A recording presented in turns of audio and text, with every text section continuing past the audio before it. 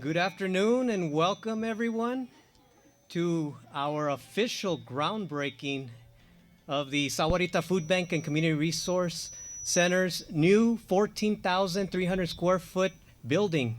I am Carlos Valles, the Executive Director of Sahuarita Food Bank Community Resource Center. Before we get into the main event, I also want to thank our viewers that are viewing us live via live stream at home. We are promoting social distancing here at the event with a limited amount of special guests and staff and some volunteers. Thank you very much. I'm going to pass the mic to Penny to do our proper introductions. Good afternoon, everybody. Can you hear me? Well, we are absolutely delighted to have you here. I'd like to add my welcome, and I am going to do some introductions just so you know who has joined us. I would like to first of all introduce Mayor Tom Murphy of the town of Sahuarita. If you could just stand. Thank you. Command Sergeant Major Zamora, who is the Arizona National Guard Senior Enlisted Leader. Airman First Class Bourbeau. Joni Condit, the CEO of La Posada.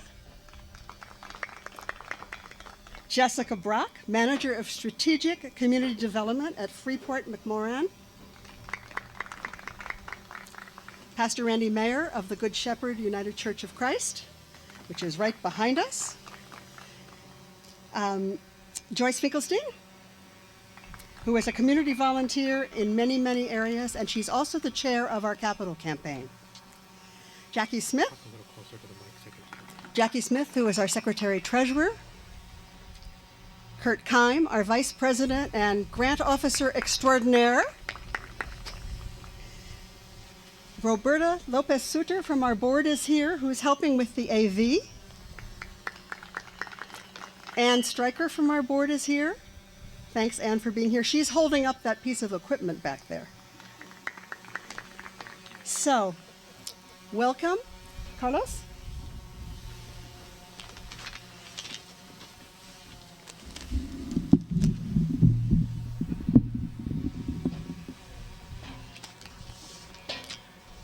So why exactly are we here? To sum it up shortly, last year during the pandemic, our numbers increased 150%, certain days up to 200%. We've been operating out of a church. That the primary purpose of the church is a church. And it's been difficult. So we're extremely excited that we're going to have a dedicated facility where we can operate to its fullest potential. I'm excited that that we're going to finally have our own home. And I want to thank everyone here. I want to thank everyone that's joining us virtually. You've been a major part of the success of the Sahuarita Food Bank and Community Resource Center. This is just the foundation. In the future, we're going to be offering many different services that Penny will go more into detail. But I'm excited. Before we get into the main event, I'm going to pass the mic back to Penny. Well, I want to give special notice to three people who've been absolutely instrumental in the creation of this facility.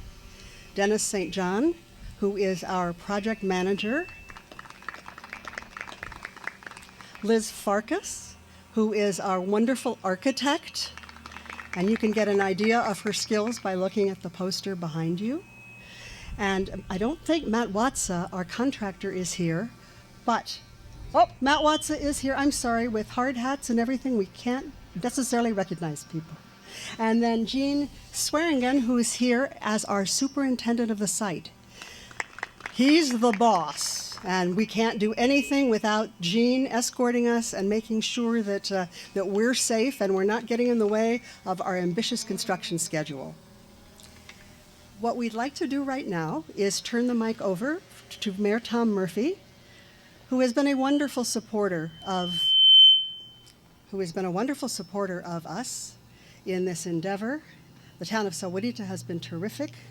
and he's both a friend and a partner in this work. Thank you, Tom.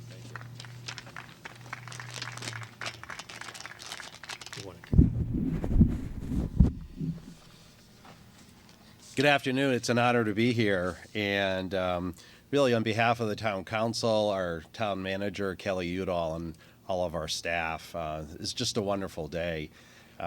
People were talking a little bit about the heat, and you're never going to, someone who grew up in Connecticut and Massachusetts, you're never going to get a complaint out of me from that. And, you know, during these extraordinary times, during this pandemic, you know, it really took extraordinary efforts, especially all the financial stresses, to have to run a major campaign during these times. And I know it would be difficult. I've known Joyce for a long time, and you couldn't have picked a better person, because I don't know of anybody who's ever told Joyce no for most things. So congratulations for leading this effort. And as I look at all of you, it just reminds me of sort of our Sahuarita way that we get things done. You know, we had, again, the major campaign, fundraising campaign to have to get there. But then in the midst of the pandemic, most of the volunteers, a lot of the volunteers are older, and it was very challenging. And it took the good work of the Air and Army Guard to come in as the citizen soldiers and warriors that they are. So I really wanted to pass on my thanks. And as a retired Air Force person, as you can see, we have it properly. It takes the Air Force guy to guard the Army guy, you know, make sure everything goes well. So congratulations and thanks for being here. And again, with Joni, La Posada, you know, just, you know, one of the foundational organizations within our town, Jessica with Freeport, so many of the things that are accomplished and take some financial backing, especially at the town. Freeport's been one of our good friends. I've spent many years on the school district. Freeport's been a great friend, and it's, you know, without that sustainability model that you work so hard on, which touches many areas, whether it be education, workforce, or food, subsistence, it's really difficult to do it without that type of help. And Pastor Mayor, I think you've been here about 19 years or so. 23. You have to update your biography on the website. And I might have to update mine. I've been here about 17, and you know, known you for a long time, and the church has really been, and a lot of our churches in our community have really, again, one of the foundational elements. I know the humble beginnings of out of the closet that the first sort of food delivery was out of. And as you were saying that, I'm sure you'll be happy to get this space back, because I know it's been growing and growing and being overtaken over the years. But again, in that Sahuarita spirit way, worked with the food bank to help provide the land for the food bank. And it's just the way we, you know, we get things done in Sahuarita. So it's, you know, a really, you know, great honor. The town itself really doesn't have a social services department. So for many, many years, we've relied on our nonprofits, you know, for helping out, whether it be Valley Assistance or our Sahuarita Food Bank. And as you heard, the growth of the need has been, you know, 150%, you know, growth over this time. I feel we really live in a very blessed community, but people have struggles. I ran into so many people over this difficult time. The Great Recession was another time that there were a lot of givers to these nonprofits who then had to come and actually get help. And I know it can be very difficult, whether it was the Osarco mine strike and folks who had really good jobs and could contribute to organizations like this, then found themselves on the receiving end. And I know that can be a challenge, along with you know, many other areas. A lot of you know that I work also with the United Community Health Center, another great organization, and Dr. Jimenez, the CEO, and Wendy Kibbe, the COO, wanted to pass on their congratulations as well. It's been a, you know, great partnership. Fairly qualified health centers are there to serve the communities, and there's been no better way. We've partnered with the food bank, with our volunteers, with testing, now into vaccination. So you know, it's been a really good partnership. The mission statement for UCHC, which I was thinking, if you just want to replace quality healthcare with quality food, is to deliver quality care that's accessible, comprehensive, innovative, compassionate, and culturally sensitive. in the atmosphere of trust and respect. And I think of that when I look at all of you and Penny, you and Carlos, everybody that works on projects like this together.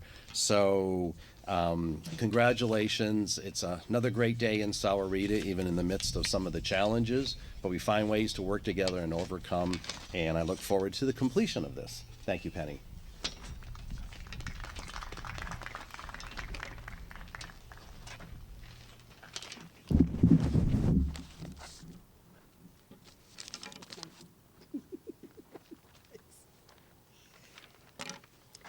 I now would like to introduce Command Sergeant Major Zamora for some brief remarks about the role of the National Guard.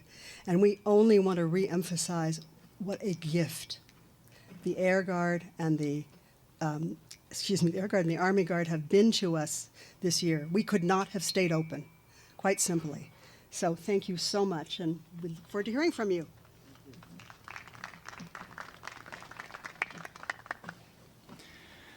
Good afternoon, everybody. On behalf of the Arizona National Guard's Adjutant General, thank you, Carlos and Ms. Penny and Mayor Murphy, for the opportunity to be here for this event. You know, a lot's happened since March of 2020, and I am impressed each and every day when I get the opportunity to see our soldiers and airmen in the 15 counties within the state of Arizona working in some capacity, whether it's our food banks or at vaccine sites, or now most recently even vaccine sites. They have a motivation that I was sharing with Carlos earlier. Folks might say, well, how do you keep those soldiers and airmen so motivated and so energetic and, you know, having the drive to do this day in and day out? It's really you folks. It's really the folks within the communities that run these food banks.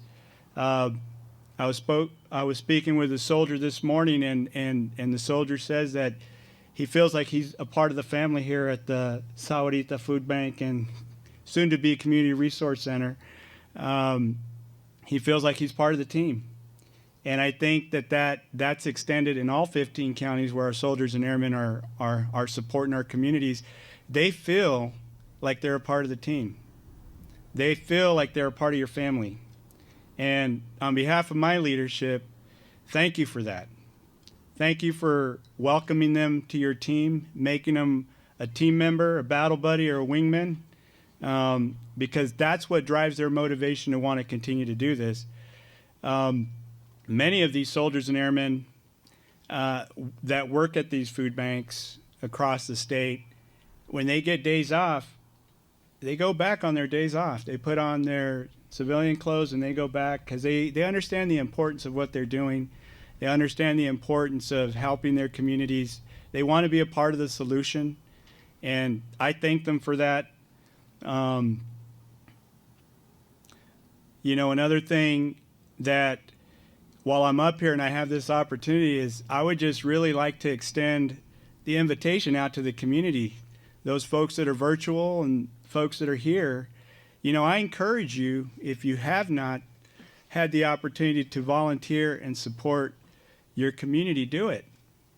This is a whole community approach. The only way we're going to get through times like this pandemic, is all of us working together.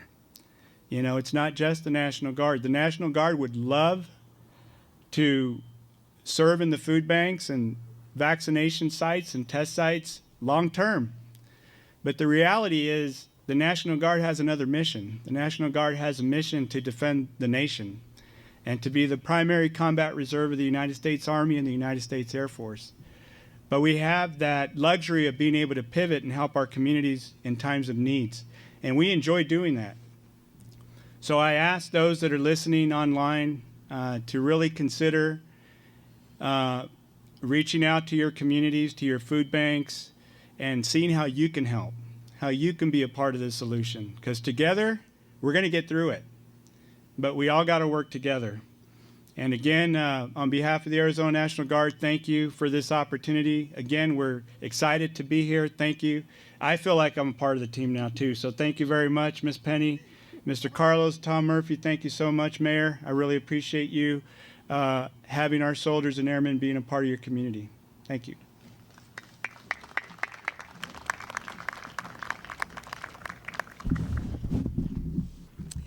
Thank you so much. What a wonderful, inspirational set of remarks. In fact, could you come back in a month and make these same remarks to our community? Thank you. We really appreciate it from the bottom of our hearts. I would now like to introduce to you someone whom I've known for 15 years, who has been an absolutely constant supporter of the Sahuarita Food Bank.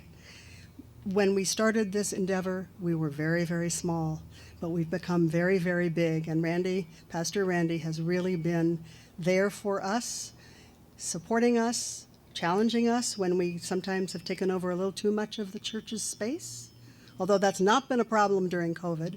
But Pastor Randy, would you join us for a few remarks?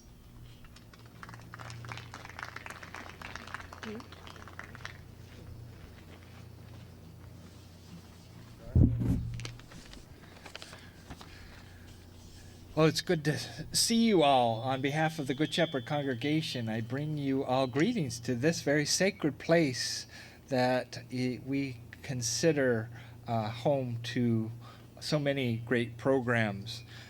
This has been an incredible journey for us. There have been some ups and downs, mountains and valleys that we've had to traverse on this journey.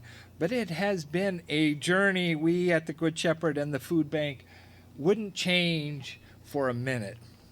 From the founding of this church over 30 years ago down in Green Valley, and then moving down here, or at least purchasing this piece of property before Sahuarita was even incorporated.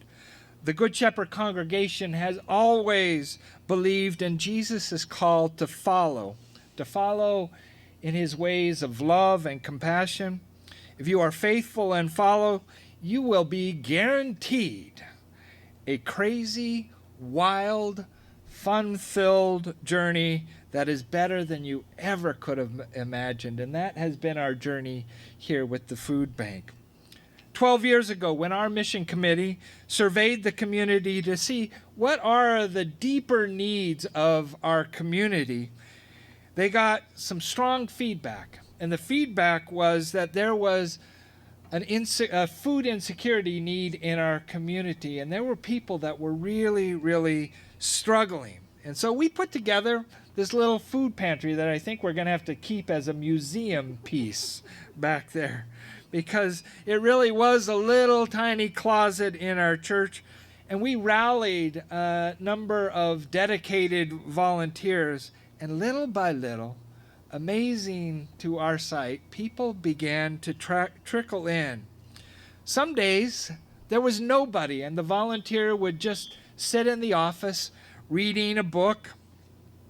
But little by little, the people stayed committed, and people worked hard, and the programs and projects began to be added and multiplied. And things started to take shape here. And before you know it, we had a full-fledged food bank. It seemed like it happened overnight. Today, there is no time for volunteers to sit back and wait for clients and read a book. It usually is nonstop, especially in these COVID days. I sit sometimes in the conference room and see car after car and the National Guard attending to those folks. It is an endless stream of activity. So while we break ground here today and celebrate, we are celebrating, it is important to know that there have been some challenges along the way, but we have worked them out gracefully. There have been times when I heard people say, are we a church running a food bank, or is it a food bank running a church? You can imagine those conversations. With the operation that you see today, you can imagine how keeping a congregation engaged and together in the mission of the food bank and part of the journey has been a constant task. I remember the days when the food bank started to get these large grants and government contracts, and the finance committee was saying, what in the heck do we do? How can we manage this? How can we be responsible for this? But when we took it to the congregation, there was unanimous support. I remember the push it took when we had these 2 walk-in coolers here. The congregation became alarmed that we were going to have to put a lien on our property.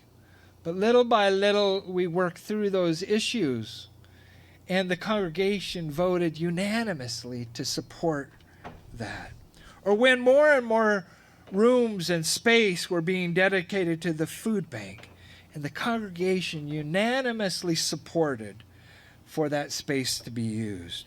Or when the food bank had grown beyond its ability of the Good Shepherd to continue to operate under our nonprofit incorporation, and the food bank was needing to have their own independent nonprofit, the congregation unanimously supported that.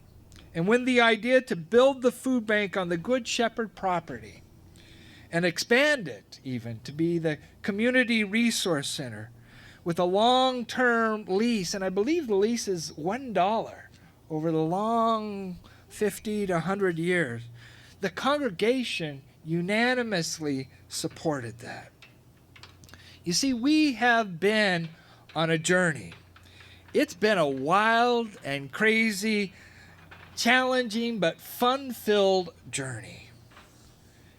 We wouldn't have gotten this far without incredible leadership like Penny and Jackie and Kurt and Ann and Carlos.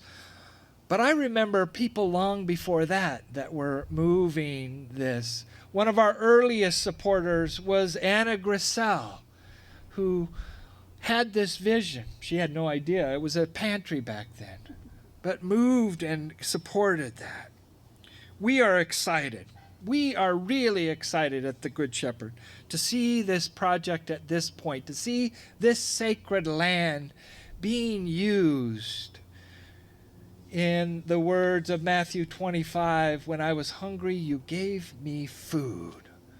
And it is going to be used for food and security and support beyond our wildest imaginations.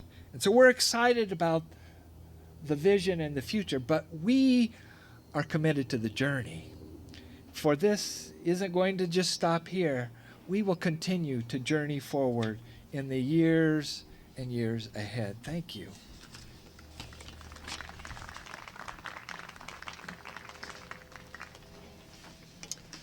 Thank you so much, Pastor Randy.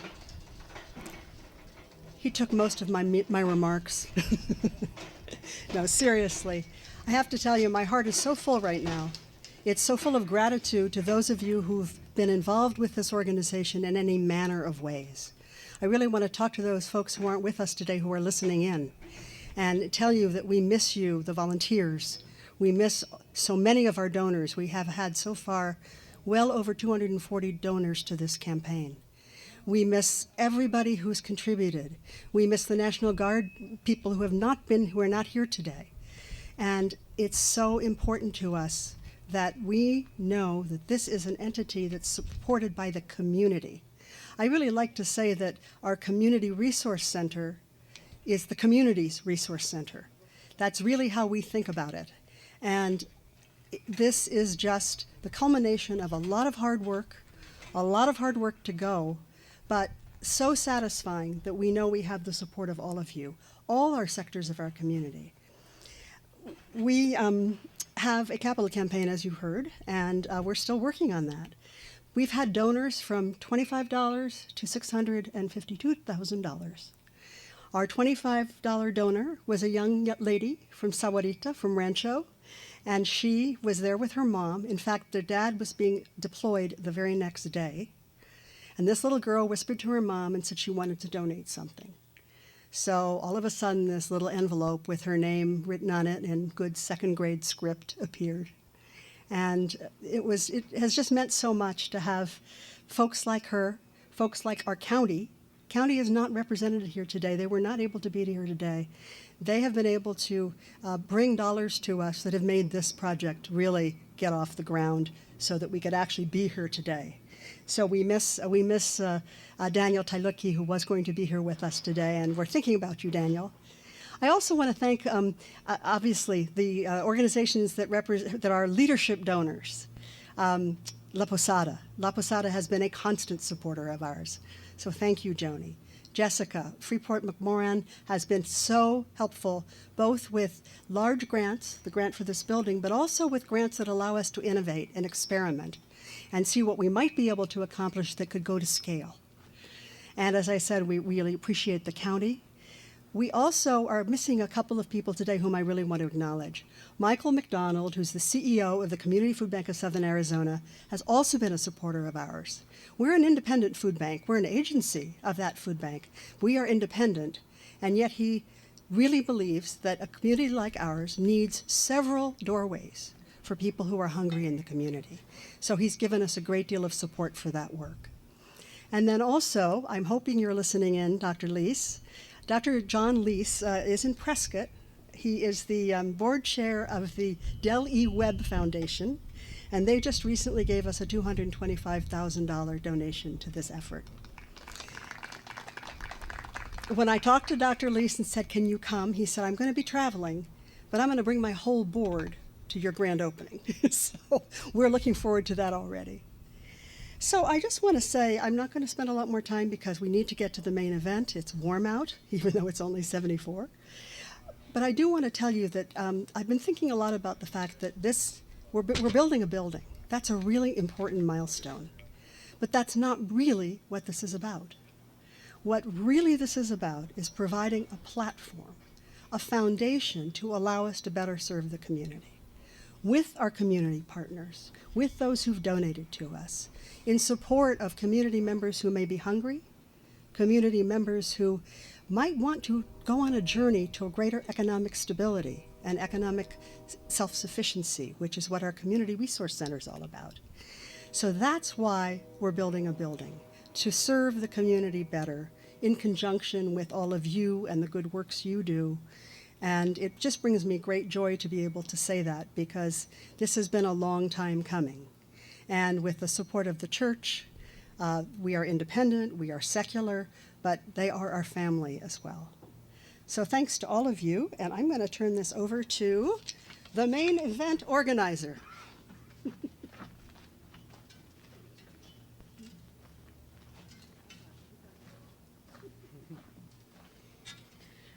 Again, thanks to each and every one of you. I'm excited. I get to come to work every day, see a new piece of the building put up. I'm still a kid at heart, so thank you, Gene and Matt, for allowing me to be a big part of this project. So now to the main event. For those of you that do not know, this is a shovel, 24 karat gold faux. If I could have everybody stand.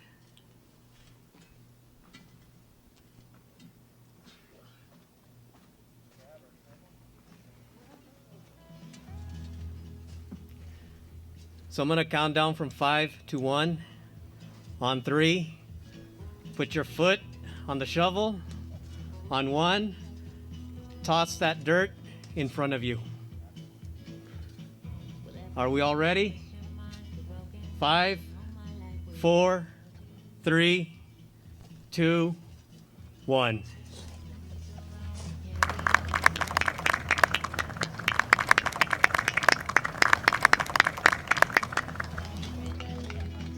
Thank you again, everyone. Stay safe.